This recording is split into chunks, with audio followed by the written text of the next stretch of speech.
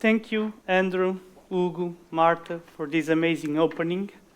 And good morning, everyone. It was a pleasure to have you all here, whether in person or virtually. I'm Rui, this is Inês. We hope you enjoy and find our second day of Tomorrow 2022 useful for yourselves and for the work you do. Well, who remembers the good old days when doing a digital or a data project from scratch meant you only need to have specialist knowledge for one or two technologies to complete a job? So please, can I have a show of hands from those who can remember that being the case? Oh, good. I'm feeling younger right now. Good. Since then, things have changed pretty rapidly. Who, may I ask, feels slightly overwhelmed by this? I'm feeling. Don't fire me, please. Or by this. The fact that we now have dozens of new types of technologies appearing left, right, center, in the lightning speed through each project must be quite challenging. And one of the challenges we face today is how to decide on which technology or tool to focus on. However, this is only the first step. As the next step is how are we going to perform the skilling for this in a constantly demanding and changing world. With such and the larger landscape of technologies, a new type of technology that we have available, this is undoubtedly going to be no mean feat. Please be aware that up until now, everything I have spoken is related or is primarily related with hard skills. In order to aid us in the skilling process, we are lucky enough to have our precious help from our excellence centers and knowledge centers, whose job it is to constantly investigate, define, research, and deliver plans, enabling us to carry out efficient skilling in our company. Yet, at BI for All, we represent a company that stands out in the market for its specialization in the data and analytics fields, and is known for being able to deliver projects to the highest standards. Not to mention with the all-important seal of excellence approval. Our challenge is ultimately made even greater in relation to skilling. What is more is that of upskilling, which is our greatest challenge, and is vitally important to ensure our success and to maintain our top quality brand image. Consequently, this provides us with a strong base to achieve the specialization which our company stands for and thrives on upholding. This is what makes us different to everyone else in the market. This is our USP, our unique selling point. And of course, our excellence centers are our main pillars for this success, creating tools for us to carry out this upskilling. However, the question stands. So, whether this will be enough? This is not something we are going to answer right now, but we will leave it for you think about a little while. On the topic of specialization and upskilling, we cannot forget how key the construction of a data team is. The evolution that takes place throughout the whole process means that the team has to endure the external influences, namely the forever changing technology landscapes, as well the frameworks and the methodologies. In the beginning, what made up of a data team was a far more simple and a straightforward setup. One person was the BI consultant and performing all the tasks required. In the case the project was less or more complex, which allowed us to change the consultant based on whether they had less or more relevant experience. Then, as data plays an increasingly larger role in the organizations, more people were brought in, all performing the same tasks. Our response to the increasing complexity of data projects with increasing workload was to increase the capacity of workers, the number of workers, and not use optimized specialization. Today's world is quite different. The sophistication of skills and technology required to be part of a data team has vastly changed. The BI consultant has atomized in specialization with unique roles. This goes without saying, but the speed at which the technological landscape has been evolving has ultimately acted as an external force in accelerating the pure and high demand for this specialization necessity. And it is the particular path of specialization that we have to follow on a daily basis at BI for All to make it the success it is. This evolution of specialization, without question, has a huge impact on the way that we look for our skill and upskilling plans. Amongst the demand to cover all these roles, let us not forget the gigantic yet exciting task of reskilling that we always need to plan with execution. This reskilling, for those who strive for a change, imagine the new generations, allows employees to move horizontally from one role to another role successfully and possessing quality talent within their current work or their current job, place of work.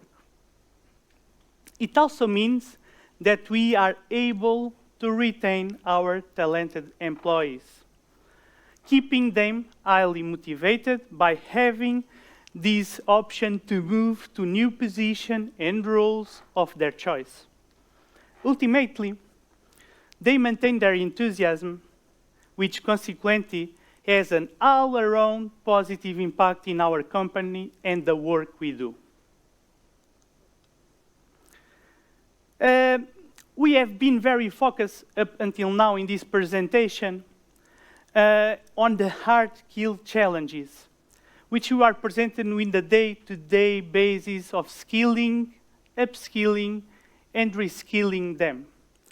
Yet, in a world with all these changes and all these challenges, will hard skills be the most important to achieve the level of excellence and specialization that we strive for? Or is it the point that we aren't putting enough value on the use of soft skills? We are simply forgetting about the role they play too. And what is their role in this whole plan? Are soft skills really more important than hard skills? Have soft skills also suffered from this evolution, and are they more important today than in the past? What's your what's your take on this, Inês? I'm seeing you laughing a little bit. Would you like to give us greater insights on this particular matter, which is a little bit controversial when we're comparing hard skills with soft skills? Yes, Rui, you actually left me with a lot of questions. I don't know if I'll be able to answer them, but I'll do my best. Thank you for the challenge that you left me. I don't want to engage in a battle between soft skills and hard skills, because I know I'll win. End this presentation in a second, disappoint everyone, and Carla would be upset with me, so. Jokes aside, nowadays, we believe that soft skills are more important than ever. And yes, I feel that they suffered an evolution. In fact, if we look at our surroundings, everything is changing. Everything is really changing really fast. And this, of course, will have a toll on us, will change too. So, if you remember back in the days, we'd always talk about how communication is important, and teamwork, and planning, and logical reasoning. But nowadays, we need to ensure that we are able to adapt to the new changing world, and even in this field of IT and technology, soft skills have a greater importance each day. And that before all, we believe that this is key to achieve the excellence in our projects that we are looking for and that our clients need. So that we are more or less on the same page, I would like to share with you 5 top skills that we believe are truly important for our consultants here at BI4All. The first one I want to talk about is the ability to learn and be coachable. Because it's not only about standing in the room and trying to learn something new, because most of our learning is done on our everyday basis, is done with our manager, with our peers, with our team, with our colleagues, with our friends.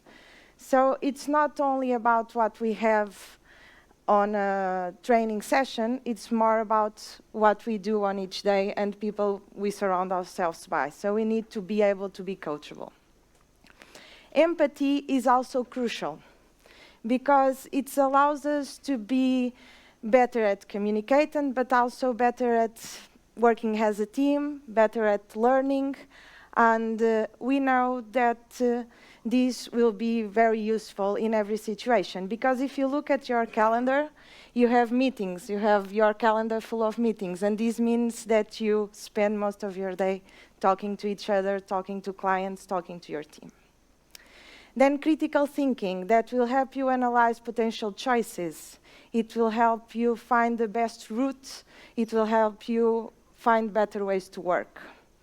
And this leads to my 4th soft skill, that is creativity, that we believe that a creative mind will help you not only adapt to the changes that are happening, but also to help you solve problems and find better ways to work.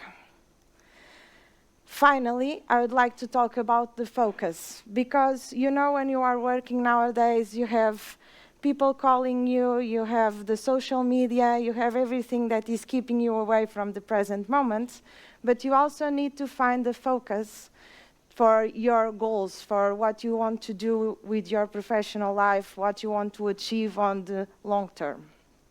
However, we believe that the development of this soft skill is not enough for what we want to do here at BI4All. We need to adopt a growth mindset and a life learning approach so that we keep on learning, we keep on studying, we keep on investing in ourselves, in our teams, in our projects.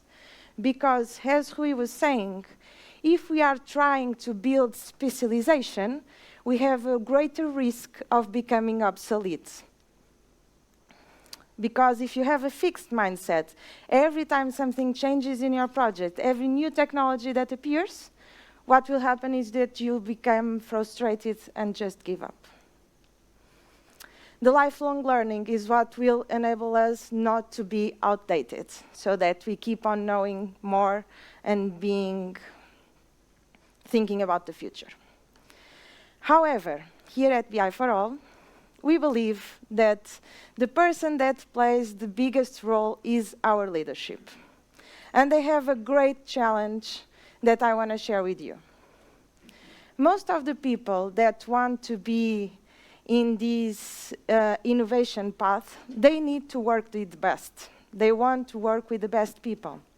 But sometimes these best people don't have either the time or the skills to teach you. And it's really hard for some people to just share their knowledge. Moreover, these people that are really overworked and they have a lot of, they care about their projects and they have very strict deadlines, it's hard for them to find the time, motivation, and the skills to develop themselves. So this comes as the second challenge. Then, everyone wants to have a cool project to work with. But in fact, we know that we are in a consulting company and not everyone is able to find a cool project. I know that everyone here in this room is doing very cool projects. However, managers have to find a way to keep people in their team motivated to do the projects even if they are not that challenging. Then, it's really important that the development of someone is aligned with the company strategy. So, managers also have this job to help them find their way. Imagine that I'm an IT girl, I just got here, I don't know what I should do, what I should invest on, what am I good at? And actually, the manager is the best person to help me, is the best person to help me find my path. Finding the right balance between what someone wants and what the company needs looks like sometimes an impossible challenge. Moreover, if we are 400s. However, we think we can solve that with our learning culture. At Be for All, we are building a learning culture that is grounded on 3 main assumptions. The first one is that the talent development team is creating the tools that are necessary to achieve these developments. And we want these tools to be available for everyone, managers included. So we have a soft skills training program that we are developing with our partner consulting house. We have technical learning paths that we focus mainly on the technologies that are most needed. We have on-job training, onboarding materials to help people adapt when they start a new project. We are investing in a platform that helps us with the self-paced learning, Coursera, that allows everyone to do whatever course they want here at BI for All. We have specific training when needed. And lastly, we have language classes to help out with our internationalization process. The second main assumption is that leaders are the ones taking point. They are the ones that will promote this culture of continuous learning. They are the ones that are going to teach, to show the way, to help with the career development. So we put a lot of pressure, I'm sorry to say this, on managers to do this part of the job.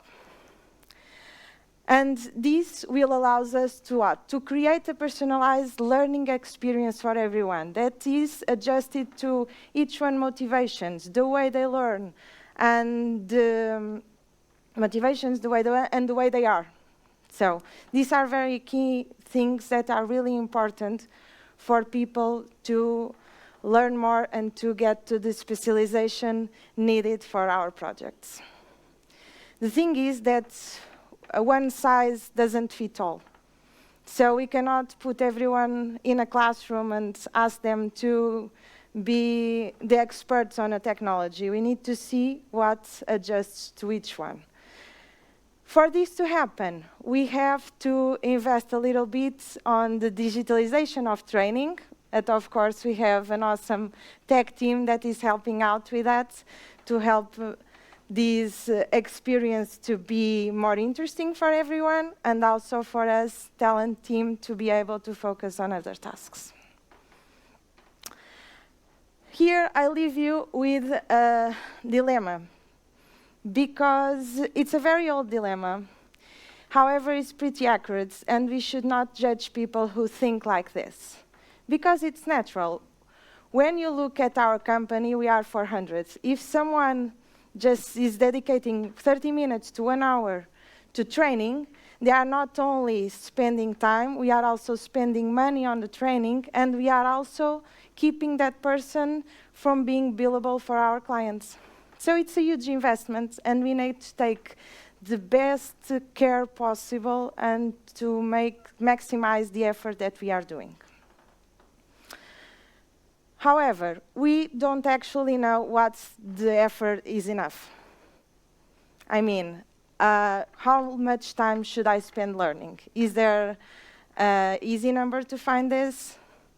I don't think so. Even me asking the question, I don't actually have the best answer. However, I always go for the Pareto's law that says 20% effort for 80% results. In this case, 20% learning for 80% of working. So here at BI for All, we try to give this time for our employees to develop their skills. However, this is not always possible. And since we have a lot of responsibilities, and we have our family, and our dog, and the gym, we have all these things that happen to us, and sometimes when you get a little bit more pressured at the project, the first thing to drop is the learning. It's our self-development. So we need to somehow find the best way to learn and to use our time. But is there a right way to learn? I'll ask. And I'll try to give a short answer. So when we are thinking about learning, we need to know that we learn best when the learning is spread over time. For example, it's better if you have 30 minutes each day than 2.5 hours on a Friday afternoon. Moreover, we want to learn something that is related to what we know before. So we don't want like a mound on information that we cannot connect to something that we know. We also need to feel that we need to learn.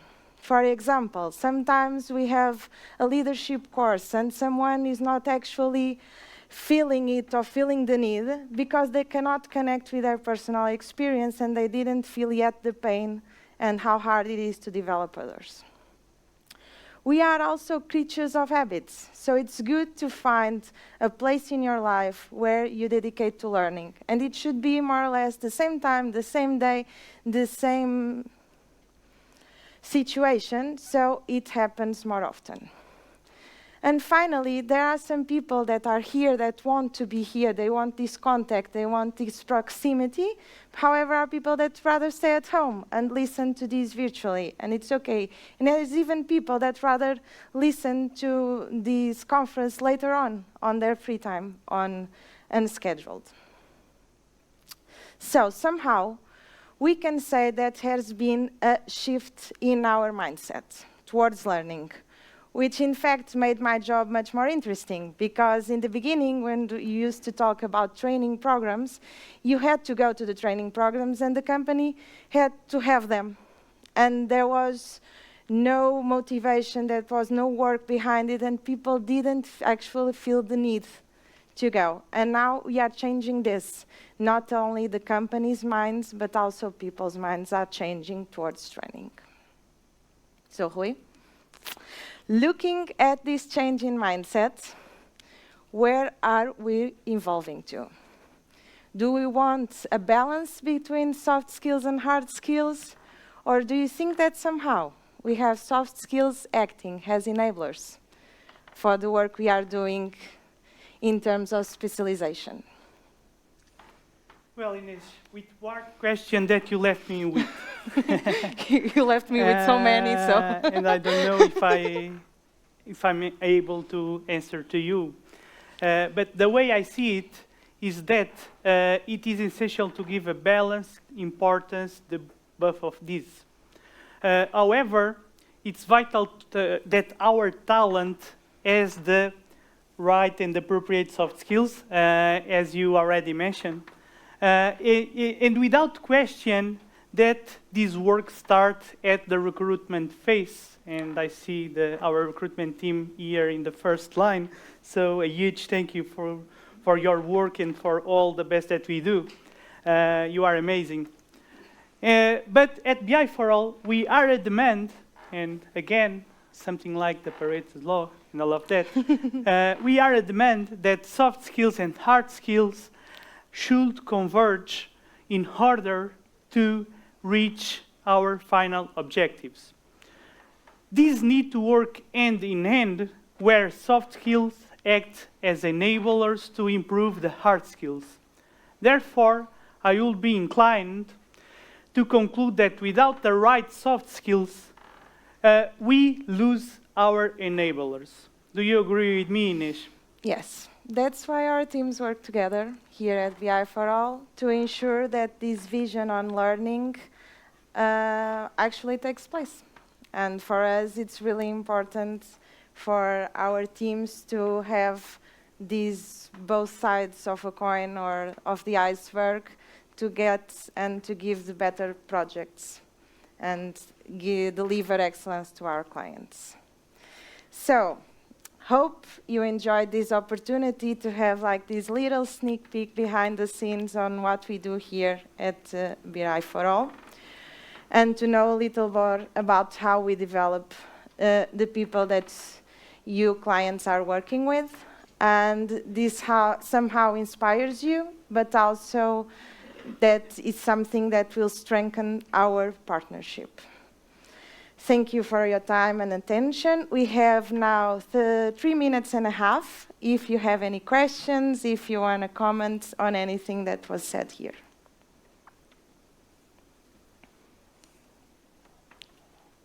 If not, thank you all for being present. Thank you. Thank you.